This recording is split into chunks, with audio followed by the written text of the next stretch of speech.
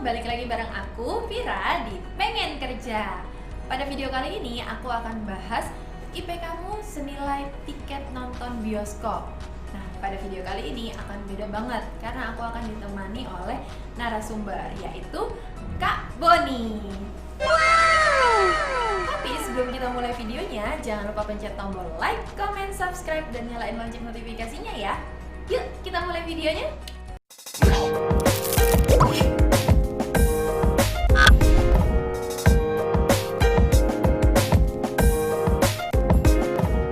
Oke, ngomong-ngomong soal IPK nih, banyak banget pro dan kontra soal IPK. Banyak stereotip di masyarakat yang bilang kalau misalnya IPK itu nggak penting, tapi ada juga stereotip yang bilang IPK itu penting. Sebenarnya kalau menurutku stereotip di masyarakat ini sudah agak bergeser, karena kalau stereotip orang dulu itu merasa IPK itu penting. Nggak usah jauh-jauh, kita itu banyak banget dapat doktrin dari orang tua kalau misalnya kalian ayo belajar biar nilainya bagus, biar nanti pas udah gede dapat pekerjaannya itu gampang karena nilai kalian tuh bagus kayak gitu. Tapi kalau sekarang itu sudah agak bergeser karena sudah banyak ya contoh orang-orang yang nilainya itu nggak tinggi tapi juga sukses. Nah itu kan tapi menurutku ya. Nah kalau misalnya nih menurut Kak Boni yang pernah menjadi mahasiswa, terus pernah menjadi dosen juga ya kan, sekarang pun jadi dosen, terus sekarang ini udah menjadi praktisi di sebuah perusahaan. Menurut Kak Boni itu gimana sih? Iya, kalau kita bicara masalah antara IP itu penting nggak sih gitu kan? Ya penting nggak penting itu saat ini memang fenomenanya menjadi syarat gitu kan. Kalau kita mau masuk ke perusahaan, kita mau kerja, syaratnya memang harus IP. Nah, tapi apakah IP itu akan nentuin kita ke depannya sukses? Itu yang bisa jadi iya, bisa jadi juga enggak. Oke, sekarang kalau menurut Kak Boni sendiri nih, apa sih kunci kesuksesan itu? Kunci sukses, kita balik lagi definisi sukses itu kan. Sukses itu ketika impian sama kenyataan ketemu gitu kan. Jadi setiap orang yang kalau kita bicara lingkup cari kerja, pengen kerja gitu kan, setiap orang itu pasti pengen dapat pekerjaan yang baik, karirnya bisa meningkat. Nah, itulah yang dimaksud dengan sukses sebagai pekerja gitu kan. Nah, lalu apa sih syaratnya supaya kita bisa mencapai kesuksesan atau sukses sebagai pekerja yang baik? Sebenarnya kalau kita bicara masalah kompetensi itu ada 3. Yang pertama itu adalah knowledge, yang kedua adalah skill, yang ketiga adalah attitude. Nah, sementara untuk indeks prestasi, nilai-nilai kita selama kuliah, akumulasi dalam sebuah report gitu ya, atau raport ya, itu sebenarnya lebih banyak mencerminkan masalah knowledge. Nah, bagaimana dengan skill dan attitude? Yang ternyata dua fungsi dari kompetensi yang lain ini justru seringkali menjadi faktor utama seseorang itu bisa sukses dalam berkarir. Kalau misalnya kita berbicara soft skill ya, tadi kan KSA itu ada knowledge, soft skill sama attitude. Nah kalau soft skill sendiri, sebenarnya soft skill apa sih yang penting untuk kita mau terjun ke dunia kerja? Ya kalau kita bicara masalah soft skill apa yang dibutuhkan kan, atau skill apa yang dibutuhin dalam dunia kerja, yang pertama penting itu adalah interpersonal skill. Interpersonal skill itu bicara masalah bagaimana kita membangun hubungan dengan orang lain.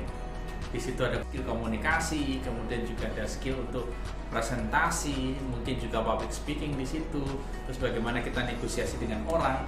Nah, itu yang dimaksud dengan salah satu gitu ya, skill yang memang dibutuhin sekarang, interpersonal skill. Nah, kalau yang skill-skill lain ya bisa jadi itu skill kita dengan kita dalam menggunakan teknologi gitu kan, atau software tertentu, aplikasi tertentu gitu kan. Kalau zaman sekarang nggak ada cerita sih kita nggak bisa menggunakan teknologi untuk bekerja. Jadi itu juga skill lain yang harus kita miliki ya. Terus di luar itu juga ada bicara interpersonal, saya juga teringat kita bisa kaitin dengan leadership.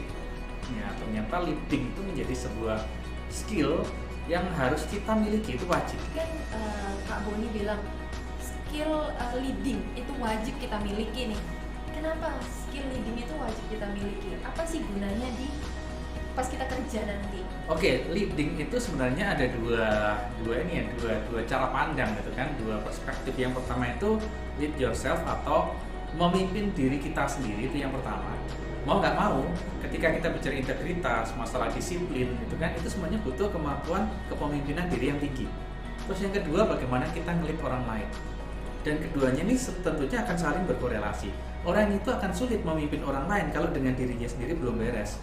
Kalau dengan dirinya sendiri, dia sulit untuk memimpin, untuk mengendalikan. Dia akan sangat sulit mengendalikan orang lain. Jadi memang leading itu adalah sesuatu yang basic ya, harus dimiliki oleh siapapun sebenarnya ketika kita memang mau berkarir. Entah itu karir kita bisa ikut bekerja di perusahaan orang, atau mungkin juga sekarang banyak anak-anak muda yang lebih menyukai mencoba menjadi pebisnis startup. Itu juga sama, leading itu penting. Interpersonal skill juga penting. Ketika itu tech savvy atau kemampuan menggunakan teknologi itu juga penting. Jadi kalau dalam literatur modern itu sebenarnya disebut dua sih. Ada dua. Yang pertama itu human skill atau human literacy skill. Yang kedua adalah technology skill atau technology literacy skill. Jadi memang itu sih dua kompetensi yang atau bisa kita katakan terkait dengan soft skill atau mungkin skill itu ya, yang memang sangat-sangat dibutuhkan di zaman sekarang. Oke, kembali pada topik kita ya. Tadi kan IP kamu senilai tiket nonton bioskop. Nah, itu tuh apa sih maksudnya? Ya, kalau saya kasih analogi itu ya, biasanya ke anak-anak muda, saya tuh sering kasih analogi seperti ini. Kalau indeks prestasi yang tertulis di KHS atau raport atau report apapun itu kan, itu sebenarnya nilainya, nilai ya, kita bicara masalah value atau nilai, itu lebih mirip dengan tiket nonton bioskop. Nah, kenapa bisa begitu?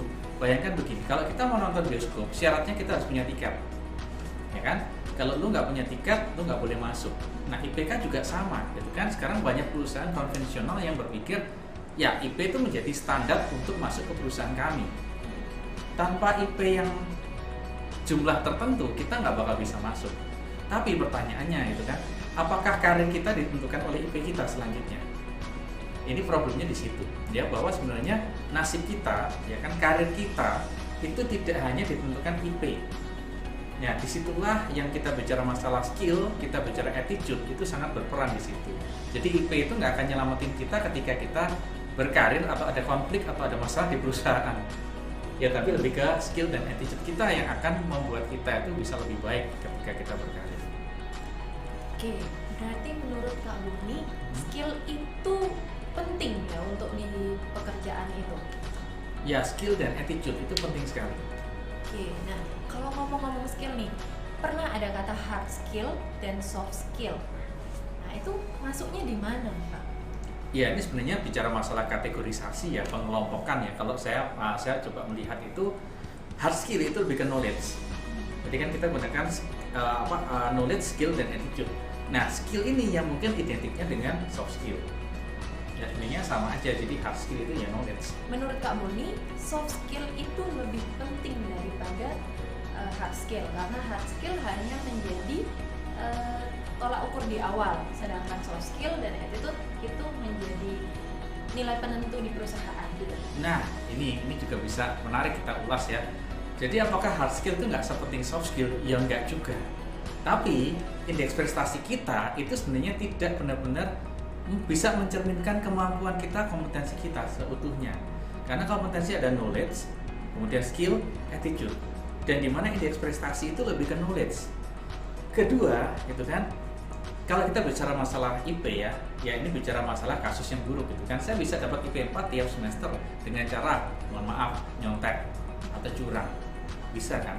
Tapi kan kalau bicara masalah skill dan attitude, di situ kita buruk banget. Karena sebenarnya IPK itu nggak lagi menjadi cerminan satu-satunya gitu kan terhadap bagaimana kita berproses, bagaimana skill kita, bagaimana sikap kita selama kita belajar. Jadi kalau kita bicara kuliah gitu kan, ya memang sih sebenarnya nggak cuma di waktu kerja ya, tapi sejak kuliah sebenarnya kita sudah mulai sadar bahwa IP itu merupakan salah satu saja penentu keberhasilan, di mana ada dua hal yang lain, yaitu skill dan attitude. Ya sebagai contoh ya, sekarang untuk perusahaan-perusahaan yang konvensional mungkin masih menggunakan IP itu menjadi senjata utama atau mungkin menjadi filter utama kalau karyawan mau masuk ke perusahaan. Tapi untuk perusahaan-perusahaan yang dikatakan modern atau perusahaan inovatif seperti Google contohnya gitu kan, mereka nggak lagi 100% melihat indeks prestasi. Tapi ketika Anda kesini, apa sih yang bisa Anda kontribusikan? Apa yang bisa Anda lakukan?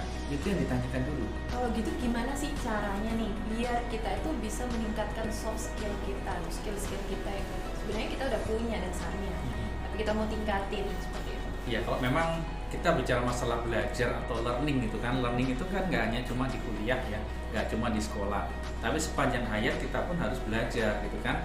Kalau saat ini kita sudah nggak lagi kuliah, kita udah bekerja di satu perusahaan, mungkin yang bisa kita lakuin adalah kita update diri kita lakuin self development.